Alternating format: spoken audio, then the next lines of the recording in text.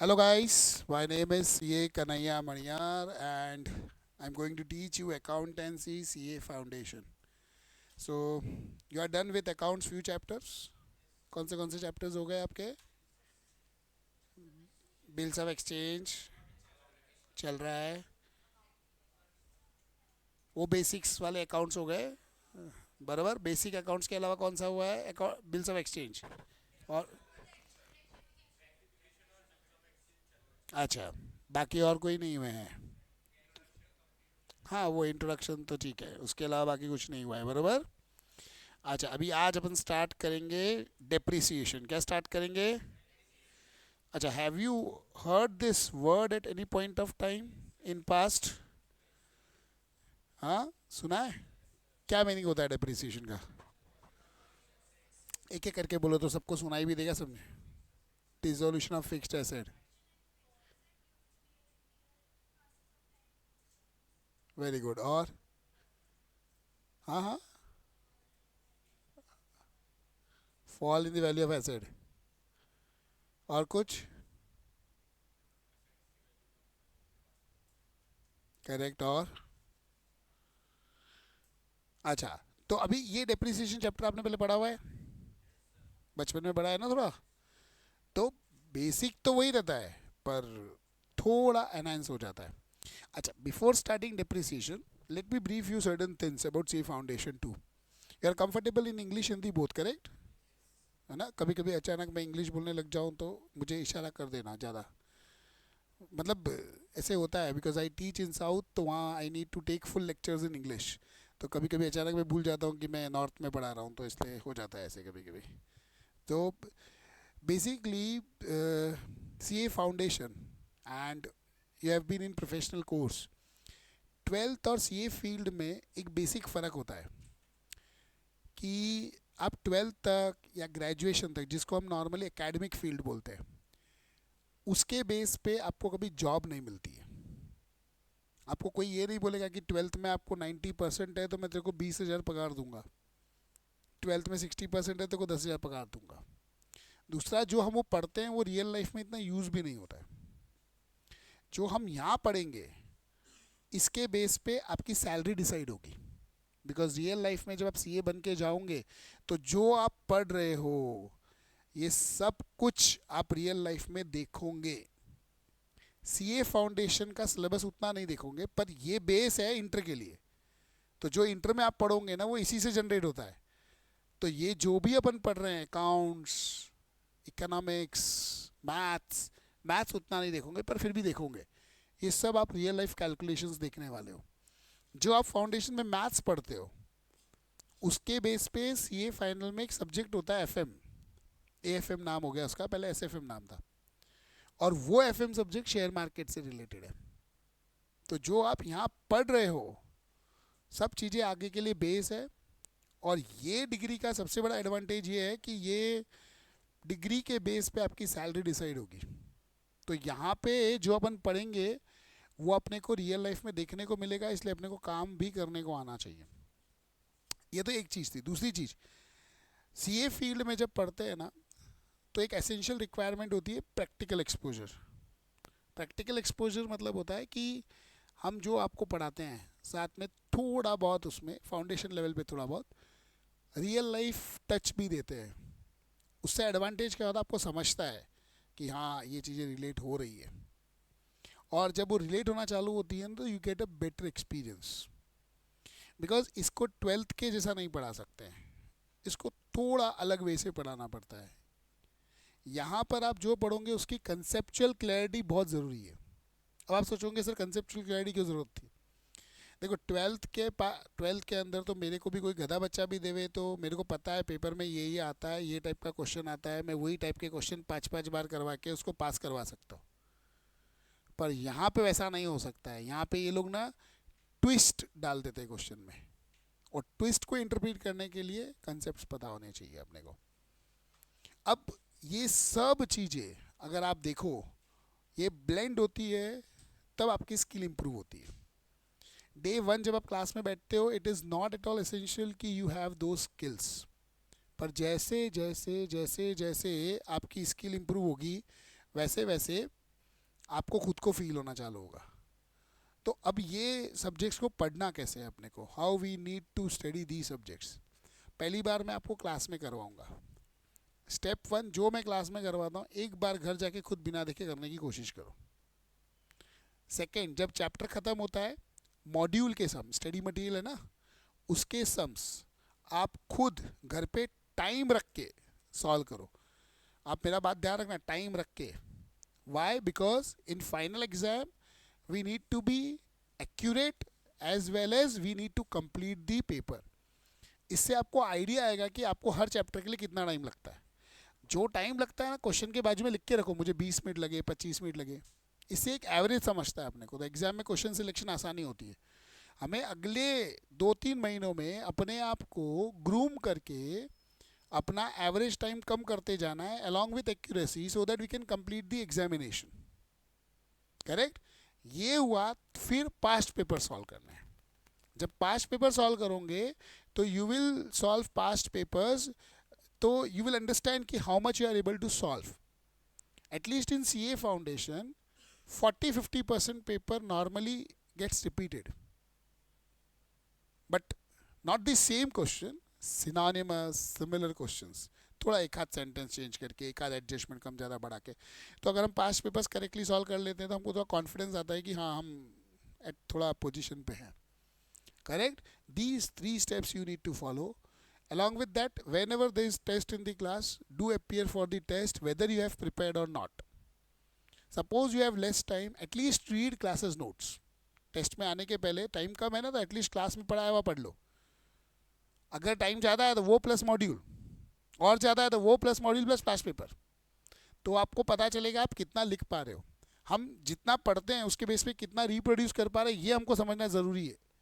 अगर समझो आपने एक बार पढ़ा और आप एग्जाम में 40% ही लिख पा रहे हो टेस्ट में, मतलब थोड़ा और पढ़ना पड़ेगा। That is your efficiency test, और उसके बेस पे अपनी फाइनल प्रिपरेशन चालू होती है। ये थोड़ी छोटी छोटी चीज़ें आपको ध्यान रखनी है।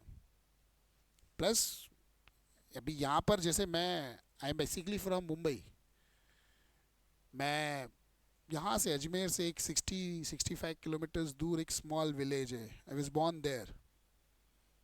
Then my parents shifted to a small town in MP called Burhanpur. And from there my all education till 12th was done.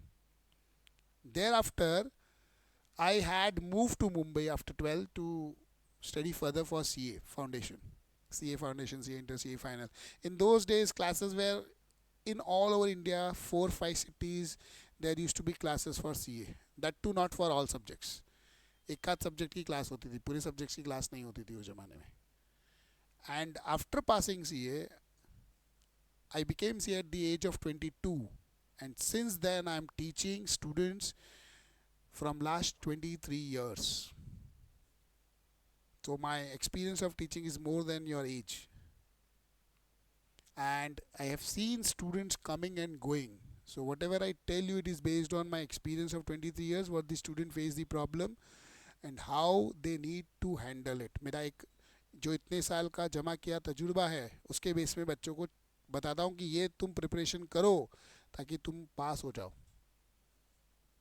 I have my own classes in Mumbai with the name Maniyar Commerce Classes. I've been here also now because they are being managed by my brother. He's also CACS. So मैं भी यहाँ ज़्यादा और वहाँ कम, because I'm exploring all over India now to provide a quality education in the towns and cities where scarcity of teachers are there. तो उसी कारण से, और मैं यहाँ आते रहता हूँ इसलिए मुझे पता भी है. Avinash sir is from, he initially used to teach in Mumbai. So anyways we were in touch. तो he said me, फिर मैं भी मिला करा, फिर मैं यहाँ आपके सब क्लासेस की टीम से मिला. So all teachers here in Knowledge Academy are actually sincere teachers and been qualified. नहीं तो हम लोग पढ़ाने के पहले ये सोचते हैं कि क्लास का ओनर और क्लास की टीम बरोबर है कि नहीं है. नहीं तो क्या होता है, हम पढ़ाएंगे लेकिन वो जो सामने मैनेज करने वाला बंदा है वो बरोबर नहीं है, तो मेरे पढ़ाने का कोई फ़ायदा ही नहीं है. Because if you notice, Nitin sir very experienced, he is almost near to my age. He is also having almost that much years of experience of teaching. और वो पढ़ाते हैं तो उनके पढ़ाने में रिफ्लेक्ट होता है वो चीज़. हिमांशु सर अभी आपका इको का लेक्चर लिए, ये also has a great knowledge, because हम बात करते हैं तो हमको समझता है. Siddharth sir, he is teaching law. Avinash sir तो एनीवेज यू नो. देन वो मैथ्स वाले सर विक्रम सर पढ़ाते हैं ना मैथ्स आपको. So the team composed is blend of experience plus youngsters. तो you get two things. Experienced आदमी आपको गलतियाँ भी बताएगा और यंग आदमी आपको ऐसा खींचेगा. एक यंग का जो एनर्जी होता है ना, वो पुल करेगा. सो यार, you have selected a good place for learning, because I have been to many classes all over India, and today also if you tell my name in any classes all over India, they know me, because I have been in teaching from those years where all over India there were very few classes, and in Mumbai there were 4-5 classes. One of them was me who used to teach. So ये जो अपन आपने select किया, वो एक अच्छा decision लिया. अब उसको यूज़ करना सीखो. वो बोलते हैं ना, अपन अच्छी चीज़ खरीद के कोई मतलब नहीं होता है. अच्छी चीज़ खरीदने के बाद उसको यूज़ करने को भी आना चाहिए. अब आपका सेकंड काम क्या है? यहाँ एक रेगुलर अटेंडेंस, एब्सेंट नहीं रहने का. दूसरा, जो पढ़ाया उसको रिवाइज करने का, पढ़ने का. तीसरा, जब पढ़ाई हो जाती है, कर लिया, कुछ डाउट आया, feel free to answer doubts. Correct? क्योंकि देखो, बड़े बड़े शहरों में क्लासेस की साइज़ बहुत बड़ी होती है, बच्चे लोग डाउट पूछने से बहुत डरते हैं. यहाँ आपको कंफर्ट है. और अभी न्यू पोर्शन में वैसे भी इंटर के बाद आर्टिकलशिप है. आपका फोकस एक ही होना चाहिए, सीए फाउंडेशन, सीए इंटर. इज्जत से पढ़ के रैंक लाना है. और ये कभी मत सोचना कि आपको 10th में 65% है, 60% है तो आप रैंक नहीं ला सकते हो, या आप हिंदी मीडियम वाले हो तो रैंक नहीं ला सकते हो, या आप सेमी इंग्लिश हो तो रैंक नहीं ला सकते हो. I can list you name of my students who have secured rank in spite of being of Hindi medium or in spite of being less than 70% in 10th standard. Because from now onwards your way of learning changes. ये field ऐसी है जो real life से है. तो बहुत बार बच्चा 10वीं 12वीं तक नहीं पढ़ता है, सीए में आने के बाद उसका अचानक ही रस जाग जाता है और वो पढ़ने लगता है. और मैंने बहुत सारे बच्चों को देखा है ऐसा, जो सीए में आने के बाद एक्स्ट्रा ऑर्डिनरी परफॉर्म करते हैं, भले पहले नहीं किया होगा. तो इसलिए अपने आप को कभी कम मत समझना, और जो चाहिए वो गोल सेट करो और उसके लिए मेहनत करो. It is achievable. I am telling you, it is achievable. You will not believe, but if you work systematically, you will definitely secure rank. And don't be foolish. What I have seen people, foundation pass हो गए, चने के झाड़ पे चढ़ जाते हैं. चले, मैं चला जयपुर, दिल्ली, मुंबई. मैं आपको उन सब सिटीज़ की एक लिमिटेशन बताता हूँ. वहाँ पे आपका ना टाइम ट्रैवलिंग में वेस्ट होगा, नंबर 1. नंबर 2, खाना अच्छा नहीं मिलेगा. नंबर 3, कंफर्ट नहीं रहेगी आपको. और रैंक लाने के लिए ये सब चाहिए अपने को. तो जब यही सब पढ़ने को मिल रहा है, रैंक लाना इंटर में, फाउंडेशन इंटर रैंक लाना. मैं आपको बोल रहा हूँ, रैंक के बाद जब आप उसके बाद when you move outside Ajmer for articleship, you will get fabulous place for work. MNC firms pay 25,000 to 50,000 per month to articles. और यही अजमेर में आर्टिकलशिप करोगे 2-2.5-3 हज़ार मिलेंगे. लेकिन अजमेर में भी अगर आप अच्छी जगह आर्टिकलशिप करोगे ढूंढ के, और 6 महीने में परफॉर्म करोगे, तो आपको 15,000 ऐसे कुछ देगा. तो अगर आपको बाहर ही जाना है तो अपने आप को लायक बना के जाओ, ऐसे मत जाओ. फिर मुंबई में भी कहीं पे भी आप जाओगे ना, वहाँ पे भी 2,000 फर्म आर्टिकलशिप का स्टाइपेंड पे करती है. सो यूज दिस फैसिलिटी. पढ़ो, अभी और कुछ काम तो है नहीं. फोकस वे में पढ़ो, और यही होना चाहिए कि मुझे रैंक लाना है. देखो, आए नहीं आए वो बात की बात है, पर जब हम उसके लिए तैयारी भी नहीं करेंगे तो कैसे होगा. ऐसा मत सोचो जस्ट पास होना है, सोचो रैंक लाना है, और वो फोकस रहना ही चाहिए.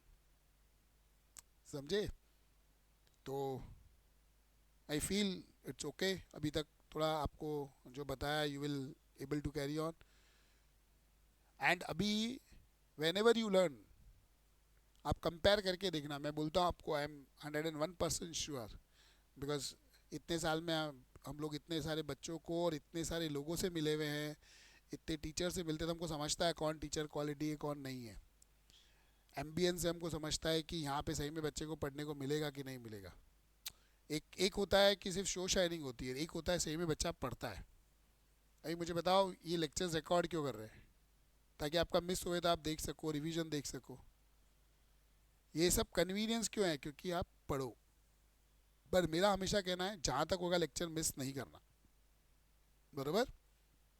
चलो let's start with the chapter depreciation.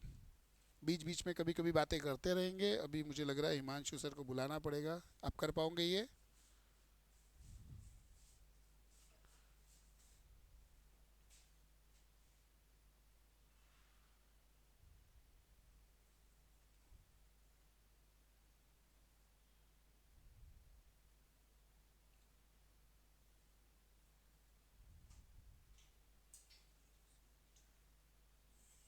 ऊपर भी तो हो सकता है कि नहीं होगा।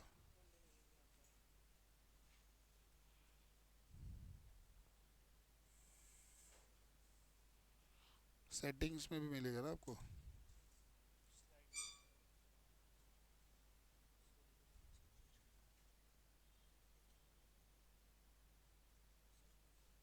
बुलाओ उनको, बोलो कि ये नहीं चल रहा है।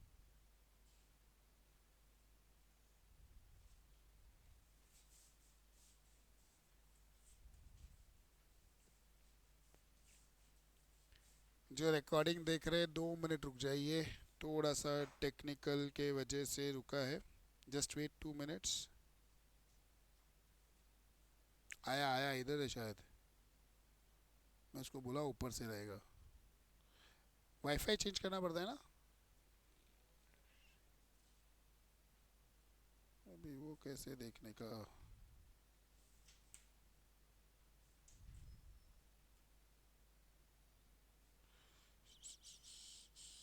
चलो जाने दो, वही करेंगे।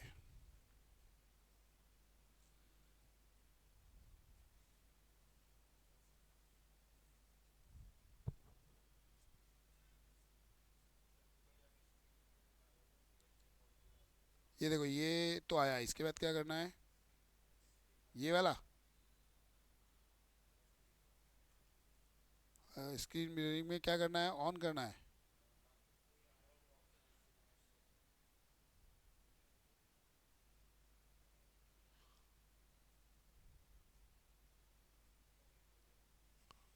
अरे वाह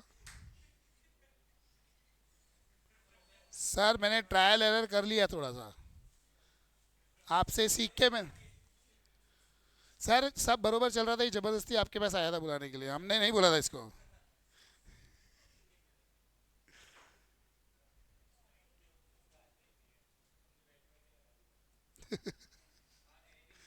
समझ गया मैं।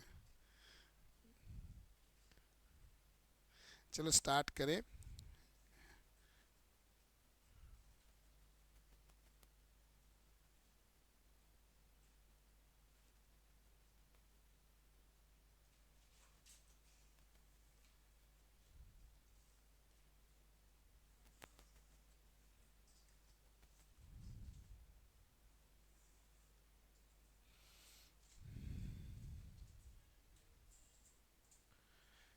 Depreciation accounting.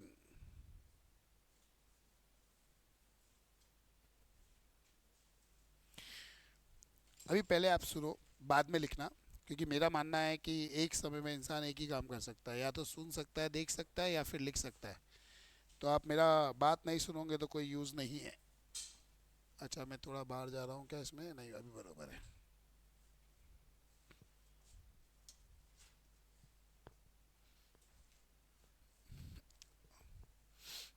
Depreciation accounting. जैसा कि आपने बोला, डिप्रिसिएशन क्या होता है? Reduction in value of asset. depreciation, it is reduction in value of asset due to usage, that is wear and tear. ये I oblique I dot E मतलब that is wear and tear और due to efflux of time. What is efflux of time? जैसे मैं definition पूछा तब इसने, आपका क्या नाम है, संस्कृति ने देखो बोला था कि due to passage of time. तो इफ्लक्स ऑफ टाइम इज, हाँ आपने बात नहीं बोला, पहले सबसे पहले नील आर्मस्ट्रॉन्ग को ही सब जानते हैं, दूसरे को कोई नहीं जानता है. तो अभी ध्यान रखो, आप पहले बोलोगे तो ही मुझे याद रहेगा कि आपने बोला है, बराबर. तो संस्कृति ने बोला due to passage of time. तो depreciation is charge not only due to usage but also due to passage of time. Passage of time मतलब क्या होता है, कभी कभी आप एसेट खरीदो, उसको यूज़ मत करो तो भी उसकी वैल्यू गिर जाती है. जैसे सपोज करो कि आपका नाम क्या है, नवनीत. नवनीत ने मर्सिडीज़ कार खरीदी, गया मर्सिडीज़ कार खरीदने, बोला ये कार कितने की थी, उन्होंने बोला 60 लाख की. बोले दो लेंगे तो क्या भाव लगाओगे? बोले एक का 60, दो का 1 करोड़ 20. बोले कुछ तो डिस्काउंट दो, हम अजमेर से आए हैं इतनी दूर से, हम डिस्काउंट के बिना काम नहीं करते. बोले सॉरी सर. इसने कार ली, लेके निकला, घर पहुंचा, घर पे पंडित जी थे. बोले नहीं, तूने गलत कार ले ली, एम शब्द तेरे जीवन में विनाशकारी है. ये बेचारा गया वापस शोरूम में, सर ये कार मैंने ली थी आधे 1 घंटे पहले, देनी है वापस. क्या ये उसको 60 लाख वापस देगा दुकान वाला? कुछ नहीं किया बेचारे ने, तो भी वैल्यू गिर गई. तो many a time because of passage of time the value of asset decreases. Correct. और वो जो वैल्यू डिक्रीज होती है उसको हम डिप्रिसिएशन बोलते हैं. और वो वेयर टेयर की वजह भी हो सकती है, इफ्लक्स ऑफ टाइम भी हो सकता है, कोई भी चीज़ हो सकती है, बराबर. ये डेप्रिसिएशन का सिंपल मीनिंग, बराबर. तो it can be due to efflux of time. बहुत साल पहले फाउंडेशन में ना ऐसा वो क्वेश्चन में ना पूछते थे, can depreciation be charge due to efflux of time. तब बच्चे लोग डेफिनेशन नहीं पढ़ते थे उस जमाने में. डेफिनेशन में ये वर्ड होता था पर वो लोग पढ़ते नहीं थे, तो वो हमेशा रॉन्ग आंसर आता था बच्चों का. तो ध्यान रखना, टाइम के वजह से भी डिप्रिसिएशन चार्ज होता है, बराबर. दूसरा, what do you mean by word asset? Asset सुना है क्या? क्या क्या क्या क्या अभी सुनो.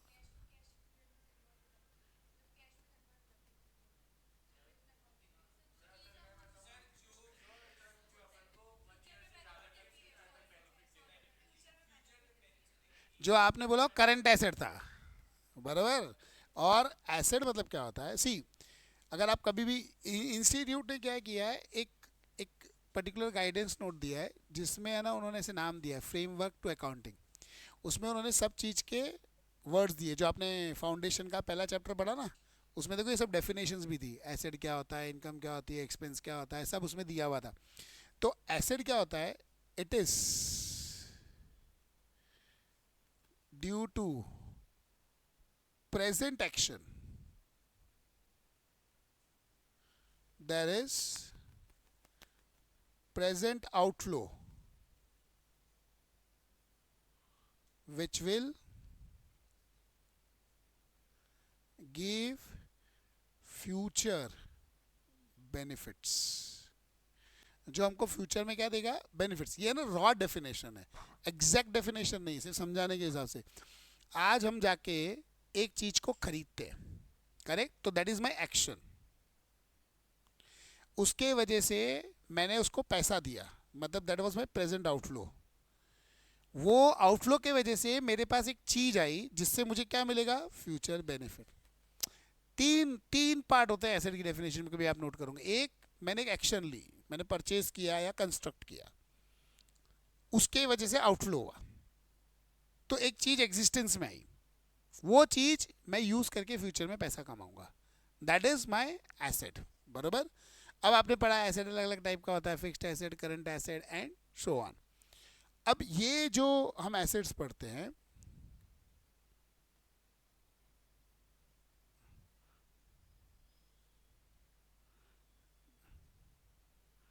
ये जो एसेट होते हैं, assets are of two types.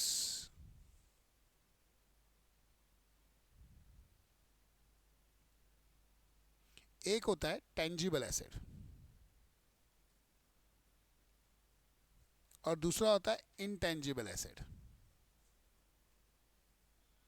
एक क्या होता है, दूसरा क्या होता है, बराबर।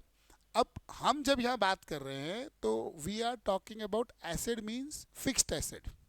हमारे लिए यहाँ एसेट वर्ड क्या मीन में आ रहा है, फिक्स्ड एसेट। अब ये जो है मैं बात कर रहा हूँ tangible fixed asset. ICAI has given AS10 for accounting of fixed asset.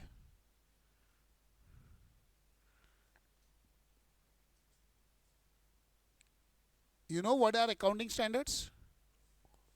सुना है एएस कभी? हमारी सीए इंस्टीट्यूट ने दो टाइप के एएस दिए। एक अकाउंटिंग स्टैंडर्ड्स जो छोटी ऑर्गेनाइजेशंस को मैंडेटरी होते हैं, उसमें प्रिंसिपल्स दिए होते हैं कि अकाउंटिंग कैसे करनी है, तो जो आप पढ़ रहे हो 11th स्टैंडर्ड से सब उसमें दिया हुआ है। दूसरे होते हैं इंडेस, INDAS, इंडेस, इंडियन अकाउंटिंग स्टैंडर्ड्स बोलते हैं उनको। इंडेस जो होते हैं वो कॉर्पोरेट्स को एप्लीकेबल होते हैं। वो जो इंडेस है वो जो इंटरनेशनल अकाउंटिंग स्टैंडर्ड्स है, IFRS, international financial reporting standard, IFRS बोलते हैं उनको। वो जो IFRS है उसी IFRS के बेसिस पे जो स्टैंडर्ड बनाए गए हैं उसको इंडेस बोलते हैं। अब इसकी गाथा बड़ी इंटरेस्टिंग है, आपको सुनाता हूँ। बहुत साल पहले की बात है, ऑलमोस्ट 12-13 साल पहले की बात है। उसके पहले ये AS चलते थे, जो मैंने अभी लिखा है ना AS10, सबके लिए वही एप्लीकेबल होता था अकाउंटिंग स्टैंडर्ड। चाहे आप पार्टनरशिप फर्म हो, प्रोप्राइटर हो, कंपनी हो, सबको सेम AS अप्लाई होते थे। और जो इंटरनेशनल लेवल पे था वहाँ पे इंटरनेशनल अकाउंटिंग स्टैंडर्ड चलते थे, और वो इंटरनेशनल अकाउंटिंग स्टैंडर्ड से उन्होंने कन्वर्ट करके IFRS बना दिए थे। IFRS are international financial reporting standards. अब बात ऐसी थी कि वो international financial reporting standards were made in such a manner that it is comfortable to all countries in the world. और जितनी भी कंट्रीज वर्ल्ड में हैं उनकी अकाउंटिंग बॉडीज़ ने एग्री किया था कि हम IFRS को इम्प्लीमेंट करेंगे। और ये डिसाइड हो गया था कि अभी पूरे वर्ल्ड में एक ही अकाउंटिंग स्टैंडर्ड रहेंगे और जिसका नाम रहेगा IFRS। ये AS चले जाएंगे। Now I will tell you something about CA institute. CA Institute is second largest professional body of world. CA Institute is second largest professional body of world which is most recognized. पूरे world में CA Institute का कोई comparison नहीं। अब institute ने भी हाँ बोल दिया, तब सब जन चालू हो गए IFRS पढ़ना। तब मुझे एक डाउट था कि यार अपनी बॉडी जो है आज वर्ल्ड की सेकेंड लार्जेस्ट बॉडी है और हम वैसे के वैसे IFRS अडॉप्ट करेंगे, मानने का तो स्कोप बहुत कम है। पर तब वो जो IFRS आया उसकी कमेटी में ये बात हो गई थी, तो सबने बोला इंडिया में IFRS इम्प्लीमेंट होने वाले हैं, सब पढ़ना चालू हो गए। US में US गैप चलते हैं। US जो है वो IFRS फॉलो नहीं करता है, वो US गैप फॉलो करता है। और US गैप करके कोई ऐसे प्रॉपर स्टैंडर्ड्स नहीं होते हैं। United states general accounting principles जो होते हैं उन वो एक कलेक्शन ऑफ डॉक्यूमेंट्स होता है। मतलब वहाँ पे ऐसे कोई प्रॉपर स्टैंडर्ड नहीं होते, वहाँ पे अलग अलग बॉडी होती है, वो सब ने जो जो वर्डिंग्स दिए सबको जमा करके एक फाइल बनाते हैं, वो US गैप हो गई है। तो मैंने उस समय मैं CA फाइनल पढ़ा रहा था, मैंने बोला ये IFRS इम्प्लीमेंट नहीं होंगे, आप देखना CA इंस्टीट्यूट अपने स्टैंडर्ड कंफर्म बनाएगी। तो सब पूछे क्यों, मैंने कहा यार ईगो हर्ट हो जाएगा इनका, वर्ल्ड की सेकेंड लार्जेस्ट बॉडी दूसरे बॉडी का स्टैंडर्ड डायरेक्टली अडॉप्ट करे, कोई स्कोप ही नहीं है। आज कोई बड़ी कंपनी है वो डायरेक्टली किसी और कंपनी का प्रोडक्ट यूज करेगी तो बेइज्जती हो जाएगी ना उसकी, वो बनाने के केपेबल है। तो कोई विश्वास ही नहीं कर रहा है मेरा। मेरे दोस्त लोगों ने 2-2 लाख रुपया भर के IFRS के कोर्स किए, मुझे सबने बोला तू भी कर। मैंने कहा नहीं, पक्का इंस्टीट्यूट लाएगी। और मैंने कहा मुझे करना ही है तो मैं पढ़ लूँगा। और उसके 2 साल बाद इंडेस लॉन्च हुए और इंडेस आए। अब ये IFRS कन्वर्जेंट है, मतलब जैसा इंटरनेशनल स्टैंडर्ड है ना वैसे ही बने हुए, और ये इंडिया के लिए है। तो इन्होंने डायरेक्टली IFRS अडॉप्ट करने की जगह पे क्या कर दिया, IFRS के बेस पे ही इंडिया के स्टैंडर्ड बना दिए उन्होंने, समझे। अब ये जो स्टैंडर्ड्स होते हैं ये अकाउंटिंग के बारे में बात करते हैं। सीए इंटर का पूरा सिलेबस अकाउंटिंग स्टैंडर्ड पे बेस्ड है, ये जो मैं आपको AS10 बोल रहा हूँ ना वैसे अकाउंटिंग स्टैंडर्ड्स पे बेस्ड है। और सीए फाइनल का सिलेबस पूरा IFRS पे बेस्ड है, इंटरनेशनल फाइनेंशियल रिपोर्टिंग स्टैंडर्ड्स। अब आप 11th-12th अकाउंट्स पढ़ते हो, फाउंडेशन भी इसका नाम अकाउंट्स ही है, इंटर में आते आते एडवांस अकाउंट हो जाता है, और फाइनल में इसका नाम FR हो जाता है, फाइनेंशियल रिपोर्टिंग। जब आप फाइनल का अकाउंट्स पढ़ोगे तब आपको फील होगा कि 11th में आप क्या पढ़ते थे और फाइनल में क्या पढ़ रहे हो। There will be huge difference. You will see at least 2 type of P&L balance sheet statements. मतलब वर्ल्ड वाइड कैसे अकाउंटिंग होती है आपको उसमें समझने चालू हो जाएगा। सो पूरा CA final is based on Ind AS, आप वहाँ सिर्फ इंडेस पढ़ते हो, और पूरा इंटर सिर्फ अकाउंटिंग स्टैंडर्ड्स, और फाउंडेशन सिर्फ ग्लिम्स रहती है अकाउंटिंग स्टैंडर्ड्स की। तो जो फिक्स्ड एसेट होते हैं वो 2 टाइप के होते हैं, टेंजिबल और इंटेंजिबल। जो टेंजिबल फिक्स्ड एसेट्स होते हैं वो AS10 से गवर्न होते हैं। Accounting standard 10 deals with the accounting principles for AS for tangible fixed asset. फिर intangible fixed asset, intangible fixed assets के लिए इंटेंजिबल फिक्स्ड एसेट, इसके लिए accounting standard 26 deals with it, बरोबर। अब ये जो टेंजिबल फिक्स्ड एसेट होते हैं, in this we charge depreciation, in this we charge amortization। See है सेम ही चीज, इनके रिस्पेक्ट में डेप्रिसिएशन बोलते, इनके रिस्पेक्ट में amortization बोलते, कुछ फर्क नहीं है, सेम सिमिलर टेक्निक्स होती है। पर इंटेंजिबल एसेट में जब हम राइट ऑफ करते हैं उसको amortization बोलते हैं, और फिक्स्ड एसेट टेंजिबल रहता है तो उसके लिए डेप्रिसिएशन बोलते हैं। और हम डेप्रिसिएशन अकाउंटिंग पढ़ रहे हैं because at your level it is difficult to understand intangible assets. Intangible assets basically क्या होता है, ये वो चीज होती है जो टेंजिबल अपन फील कर सकते हैं, बराबर। हमको इसका डेप्रिसिएशन दिखता है, मतलब आज ये जब बेंच बनाई गई होगी तब कैसी दिखती होगी, आज कैसी दिखती होगी, we can feel the depreciation, we can see the depreciation. Intangible asset कैसा होता है, एक तो वो दिखता नहीं है तो उसका डेप्रिसिएशन दिखता नहीं है, फील होता है पर एक्सप्लेनेबल नहीं है, इसलिए we just write off on a particular system कि भाई ये भी तो वैल्यू कम करेगा ही करेगा। जैसे अभी आज सॉफ्टवेयर आर इंटेंजिबल एसेट्स। अब हर सॉफ्टवेयर अपडेट होता है और एक पर्टिकुलर टाइम के बाद एक सॉफ्टवेयर बंद हो जाता है। अभी आपको पता होगा तो गूगल बहुत सालों से चल रहा है, अभी एक ChatGPT आता है, धीरे धीरे गूगल का पावर थोड़ा थोड़ा कम हो रहा है। वो अलग बात है, हम गूगल पे ही ChatGPT ढूंढते हैं, समझे। फेसबुक के पहले ऑर्कुट होता था, उसके पहले और कुछ होता था। अब फेसबुक की प्रॉब्लम क्या हो गई, अभी बेटा मम्मी पापा सब उस पर, तो बच्चे बेचारे कुछ हरकत करते हैं तो माँ बाप को पता चल जाती है, आप समझे। वो ठीक है, पर आप कर सकते हो अपने मम्मी पापा को ब्लॉक, बस। तो यानी आपके मम्मी पापा को पता नहीं आपका नाम क्या है। हर्ष, ध्यान रखो, मेरे को अविनाश सर को बोलना इसके पापा को फ़ोन करने के लिए, ब्लॉक किया है इसने। अरे वाह।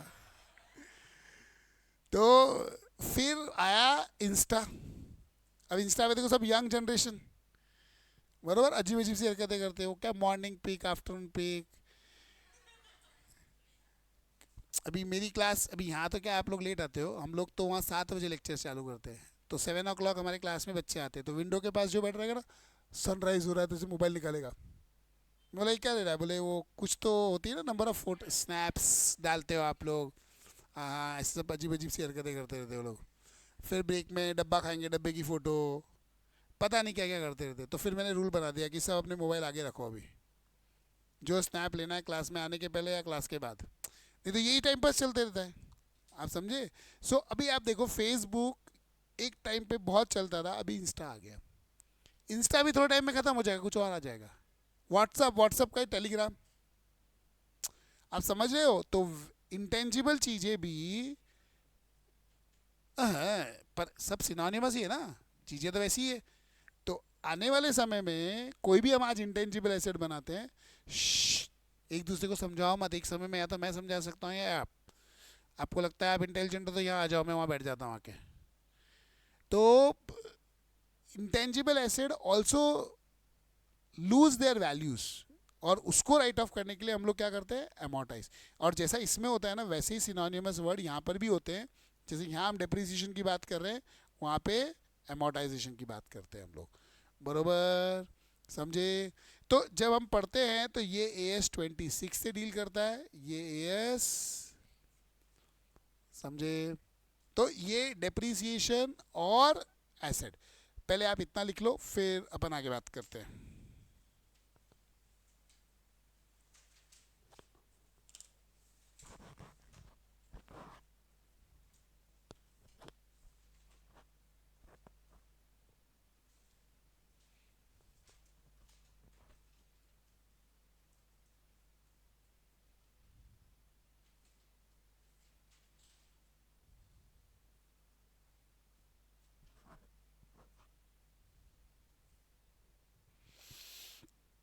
आप लोग का नाम भी बोलते जाओ मुझे। ये तो नवनीत है, वो संस्कृति है, और हर्ष।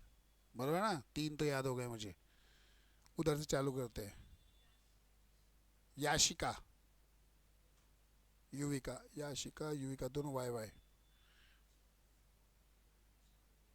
विशाखा, दीक्षा, कुनिका, निष्ठा। वापस वापस एक बार। ये युविका, वो याशिका, ये एक मिनट रुको, यूनिका, याशिका, और इसका कुछ अच्छा ही नाम, ये तो दिशा, दीक्षा, और कुनिका, और ये निष्ठा, और हाँ हाँ हाँ, विशाखा, विशाखा बराबर। पार्थ, डेट ऑफ बर्थ क्या है आपकी? ठीक है। पार्थ नाम वाले बहुत डेंजर होते हैं। Very very lot of experience with people name Parth. Manpreet, Nikhil, Rahul, Nikhil वापस। ये नवनीत है, वो हर्ष है, ये संस्कृति है, और युविका है, याशिका है, और विशाखा है, और दीक्षा है, और कुनिका है, फिर निष्ठा है, और वो राहुल है, ये मनप्रीत है, ये पार्थ है, और दो के नाम वापस बोलो। आपका नाम? आपका आपका विशेष, और निखिल, निखिल विशेष, विशेष निखिल, निखिल विशेष। अब तीन जन बचे इधर। शुभांगी, निमेश, सेकंड डेंजरस प्राणी। निमेश नाम वाले बड़े डेंजर होते हैं। आप लोग बोले हो गया तो मैंने ऊपर कर दिया। निमेश, और ये रोहन, और शुभांगी। अभी वापस एक बार, हाँ हाँ, एक बार पूरा मैं वापस रिवीजन कर लेता हूँ।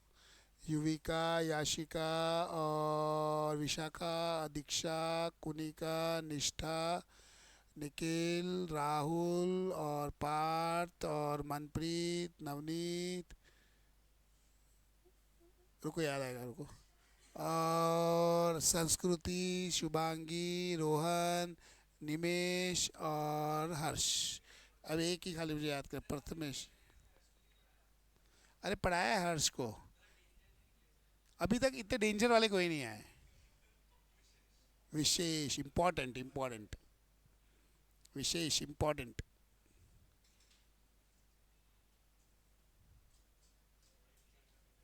क्या हुआ?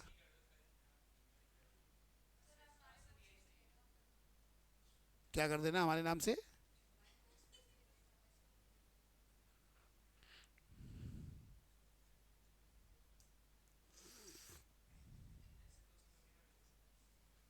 जो नहीं चाहते वो सबसे पहले मिलता है।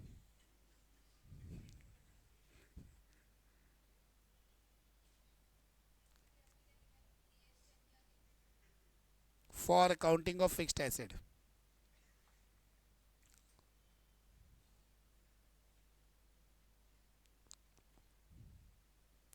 देखो अभी कैसा है, कुछ चीज़ें आपको और बोलता हूँ, सडन इम्प्रूवमेंट्स। पहला, जब भी आप क्लास में पढ़ते हो ना, और मैं कोई भी क्वेश्चन सॉल्व करने को दूँ, कोशिश करो कि आजू बाजू वाले से पूछो नहीं, उसका सोल्यूशन देखो नहीं, डिस्कस नहीं करो।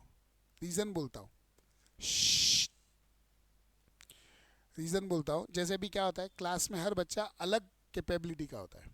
किसी का आंसर ना 5 मिनट में आ जाएगा, किसी का 10 मिनट में। हर ब्रेन की कैपेबिलिटी अलग होती है। आप अपने ब्रेन को उतना टाइम दो।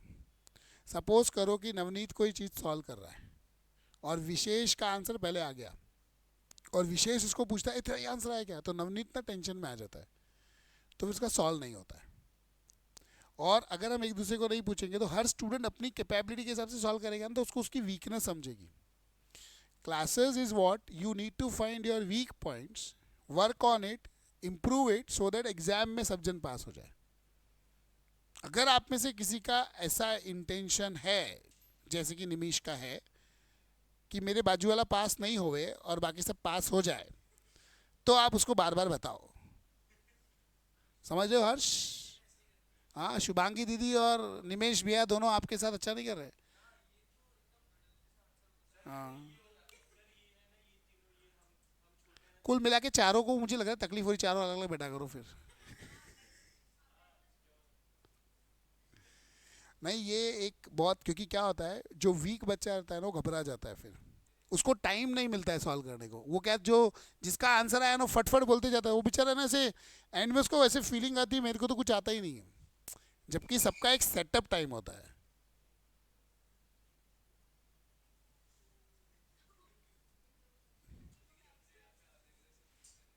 वो ठीक है, और आपको पढ़ना सब सब्जेक्ट है, चाहे आपको अच्छा लगे नहीं लगे, क्योंकि नहीं तो पास कैसे होंगे। एक स्टूडेंट थी हमारी, कुछ दो एक बैच पहले थी, 3 बैच पहले इंटर में, गौरी ठाकुर नाम था उसका।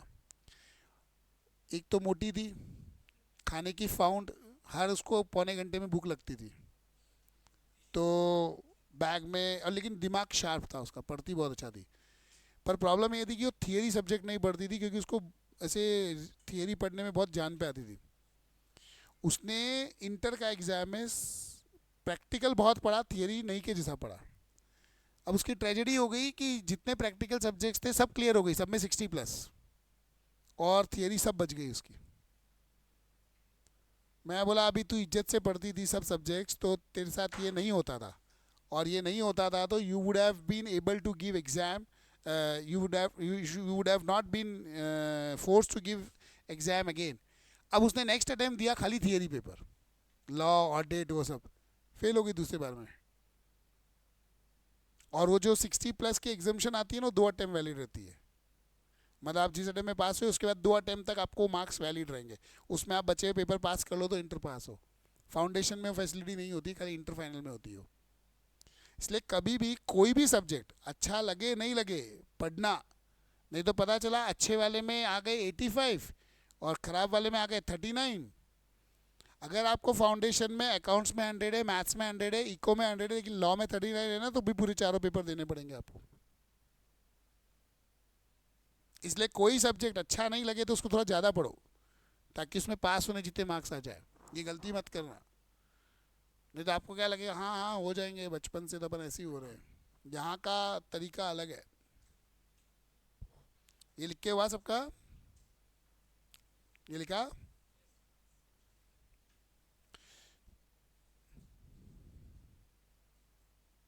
अच्छा अभी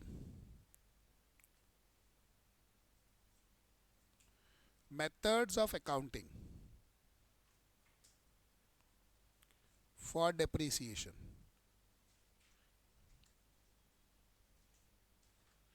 method of accounting for depreciation सुना है क्या? क्या? स्ट्रेट लाइन और let me correct you, these are method of depreciation, not method of accounting for depreciation. बताता हूं मैं, 2 मिनट, वो नहीं है। आप जो स्ट्रेट लाइन मेथड और WDV बोलते हो वो ना मेथड ऑफ कैलकुलेटिंग डिप्रिसिएशन है, करेक्ट? और मेथड ऑफ अकाउंटिंग दो होते हैं, एक होता है when no provision for depreciation account is maintain. देखो ये पढ़ा था आपने। दूसरा, provision for depreciation account is maintained.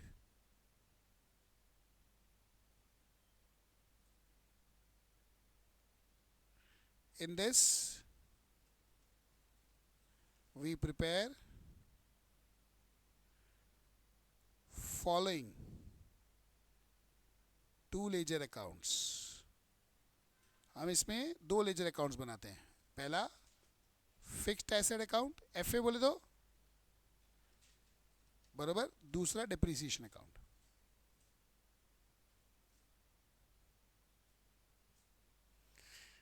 बराबर। यहां पर in this we prepare following 4 ledger accounts.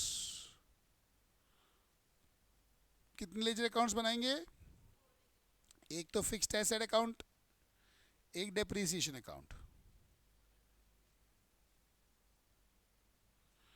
और तीसरा प्रोविजन फॉर डिप्रिसिएशन। इसका दूसरा नाम भी होता है, कभी आपने सुना होगा तो, एक्यूमुलेटेड डिप्रिसिएशन अकाउंट।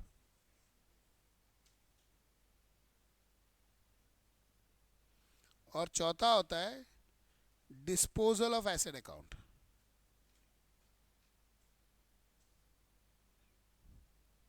बरोबर। दोनों अलग अलग अकाउंटिंग मेथड्स है, एक में 2 लेजर अकाउंट्स बनाते हैं, एक में 4। बरोबर। अब ये डिस्पोजल अकाउंट जो रहता है ना, ये जब हम एसेट बेचते हैं ना तो उसके लिए यूज में आता है। अपन अभी अकाउंटिंग देखेंगे तब आपको समझेगा ये।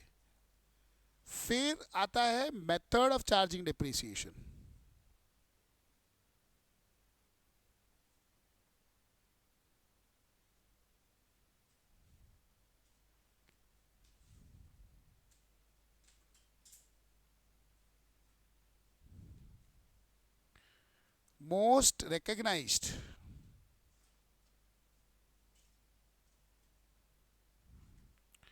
most recognized method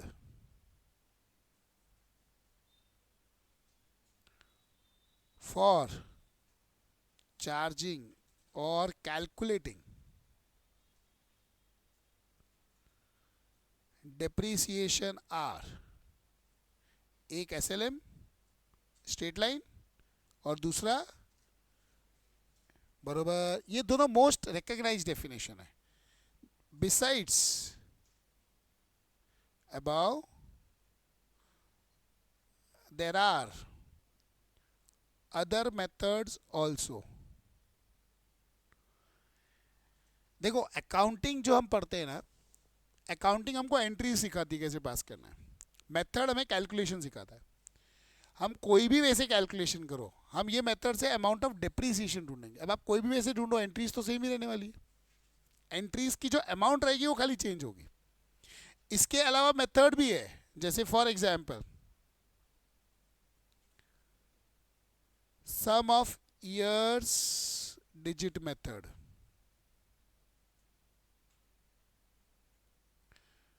machine hour method,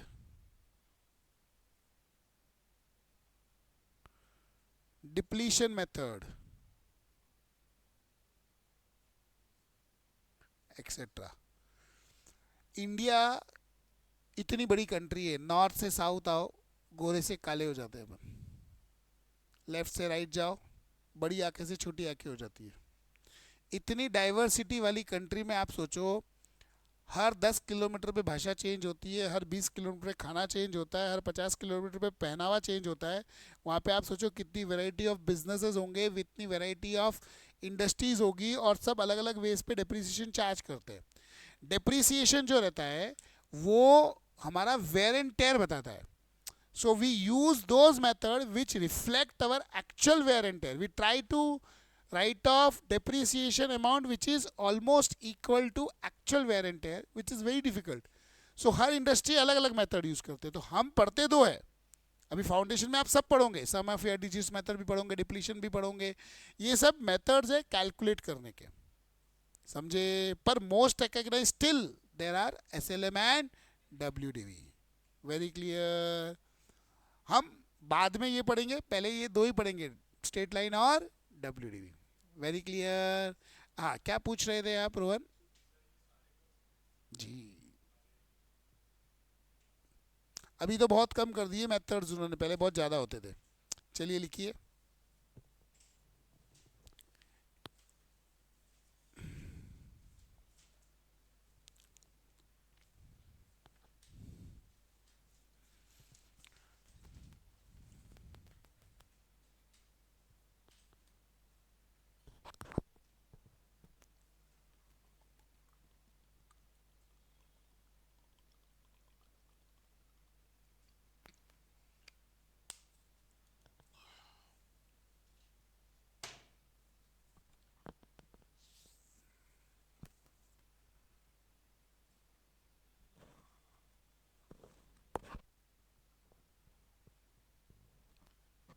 अभी जो हम लोग आपको पढ़ाते हैं, हम बोलते हैं थोड़ा रियल लाइफ बीच बीच में बोलते हैं, उसका यूसेज आपको समझाता हूँ।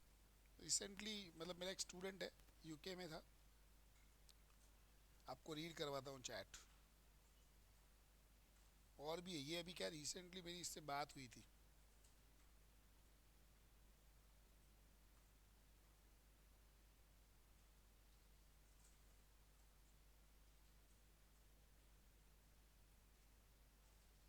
कौन रीड करेगा? आ जाओ इधर। हाँ आ जाओ, इधर आओ।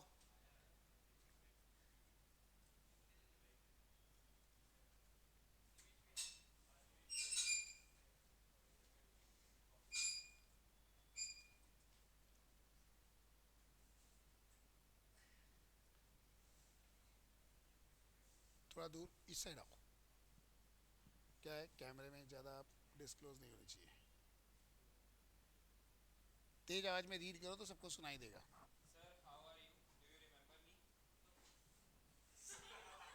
अभी हर्ष को मैं कभी याद नहीं रखूंगा।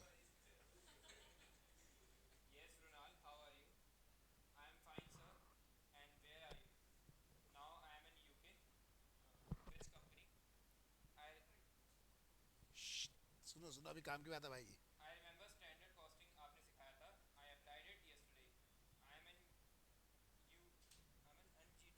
हाँ वो इनकी जगह UN हो गया उसका।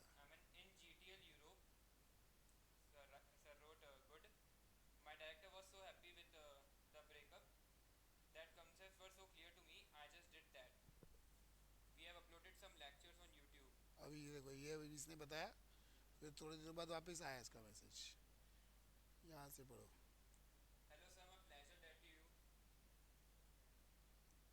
दैट यू पिंड मतलब उसको मैसेज किया।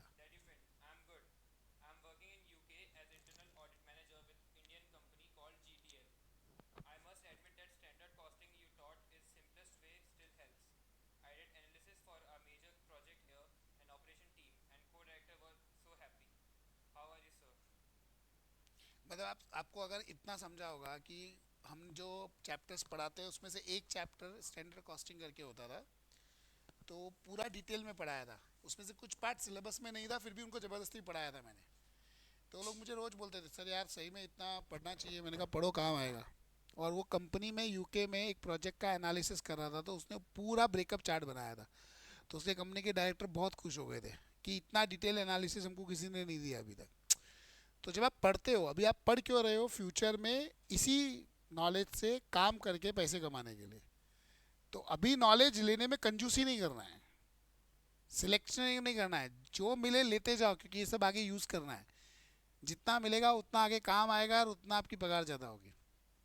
ऐसे ही एक स्टूडेंट था आलोक खेटावट करके, वो एमआरएफ की ऑडिट पे गया था। तो इंटर में हम लोग एक चैप्टर पढ़ाते हैं इन्वेस्टमेंट अकाउंटिंग। तो इन्वेस्टमेंट अकाउंटिंग पढ़ाते हैं, तो वो वहाँ गया, बोलता है फ़ोन किया वहाँ से, तब इतने मोबाइल वगैरह भी नहीं होते थे ज़्यादा। फ़ोन किया, बोलता है सर वो आपको याद है इन्वेस्टमेंट अकाउंटिंग ये लोग का हो गया, मैं क्या करूँ? इन्वेस्टमेंट अकाउंटिंग जो है वो आपने पढ़ाया था एक सम इक्विटी शेयर वाला। बोले सेम के सेम सिनोनिमस फिगर मेरे कंपनी में है, और मैं वो का वही वैसा का वैसे अकाउंट बना रहा हूँ। सो इसलिए आप जो पढ़ते हो कुछ वेस्ट नहीं है, एक चीज़ ध्यान रखो। और जितना नॉलेज मिले लो, आगे सब काम आएगा आपको। हर चीज़ पढ़ो, छोड़ो मत। 100% टीचिंग, कभी नहीं। मैं 23 साल से सिर्फ पढ़ा रहा हूँ बच्चों को। क्या?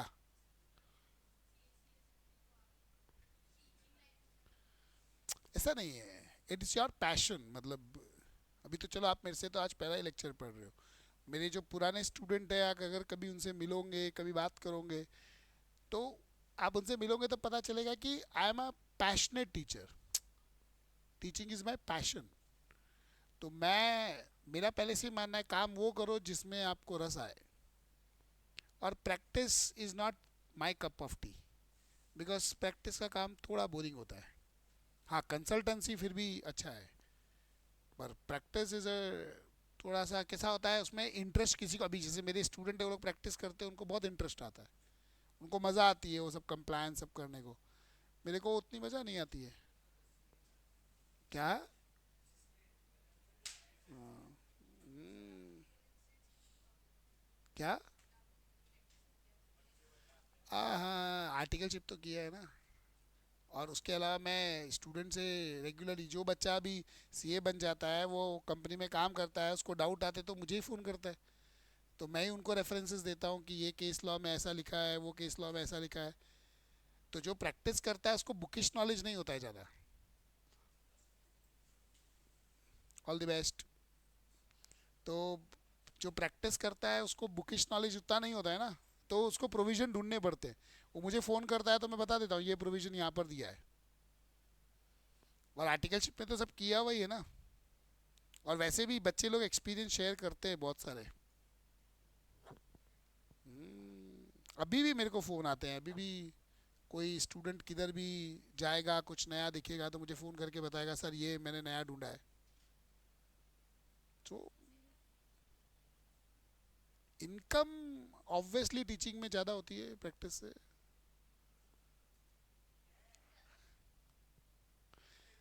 सी, आप समझे नहीं। टीचिंग, टीचिंग कैसा, कोई भी काम जो आप पैशनेट हो वो करोगे तो उसमें इनकम ज़्यादा है। तो वही ना, इसलिए आप नहीं अच्छा कमाओगे टीचिंग में। You should able to serve your customers ना, दैट्स मोर इम्पोर्टेंट। टीचिंग और डॉक्टर ये दो प्रोफेशन ऐसे हैं जिसमें बिजनेस बोल के काम नहीं होता है। अभी सोचो, मैं, मेरे को सब सवाल पूछते हैं मुंबई से तू यहाँ पढ़ाने क्यों आया, अजमेर से वहाँ जाते हैं लोग, वहाँ से यहाँ तू कैसे आया? क्या बोले आप? Machine hour method.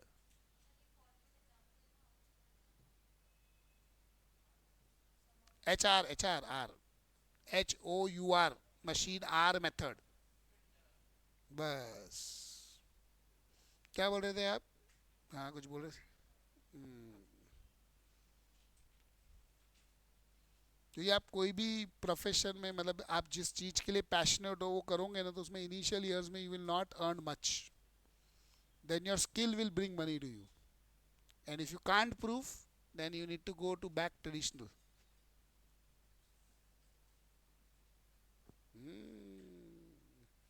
आप पैशनेट हो तो बोला, अभी मेरे स्टूडेंट जो प्रैक्टिस के लिए पैशनेट है वो प्रैक्टिस में यूज कमाते हैं। उनको ऐसे मतलब शौक है अलग अलग प्रोविजंस को घुमाना करना। प्रैक्टिस में पैकेज नहीं होता है, अपनी खुद की प्रैक्टिस है।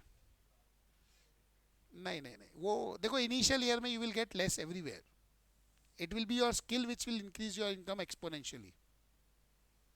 अभी आप आजकल के डिग्री में खाली सीए सफिशिएंट नहीं होता है, people after doing CA do other courses also. So मैं एक उनको 7 years का चार्ट बनाता हूँ, कभी आपको भी बताऊंगा वो चार्ट।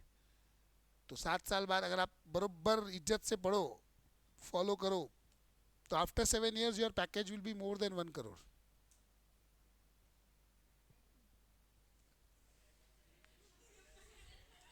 अब उसको रस आया, ये लिखा सबने। अच्छा 3 बज गई, अब यहाँ लेक्चर रहेगा मेरे हिसाब से। तो देखो अभी आज तो अपन ने बेसिक इंट्रोडक्शन पढ़ा है, अभी नेक्स्ट लेक्चर में अपन इसकी एंट्रीज पढ़ेंगे। एंट्रीज पढ़ेंगे फिर सम्स चालू करेंगे। कभी भी ध्यान रखना, मैं होमवर्क दूँ तो होमवर्क करके आना, और होमवर्क कॉपी करके नहीं आना है, सबको अलग अलग करके आना है अच्छे से। बिकॉज होमवर्क से आपको खुद को समझेगा कि जो मैंने पढ़ाया समझ रहा है कि नहीं। कभी कोई डाउट हो, नहीं समझे तो पूछना, मुझे उसमें कोई तकलीफ नहीं है। क्लास में एक्सप्लेनेशन के समय, सॉल्यूशन के समय बात नहीं करने का। अगर किसी को नहीं समझता है तो मुझसे पूछने का, उसका रीज़न बताता हूँ। क्योंकि अगर बाजू वाले ने गलत समझाया तो आपको गलत समझाएगा। आपको एक एग्जाम्पल देता हूँ मैं। एक भाई साहब आए थे फॉरेन से इंडिया में लोगों को समझाने के लिए कि दारू नहीं पीने का। अब वो बोला इंडिया के लोग बिना एग्जाम्पल नहीं समझते। उसने 2 ग्लास भरी, एक दारू की एक पानी की, एक में दोनों में कॉकरोच डाले। पानी वाला कॉकरोच जिंदा था और दारू वाला मर गया।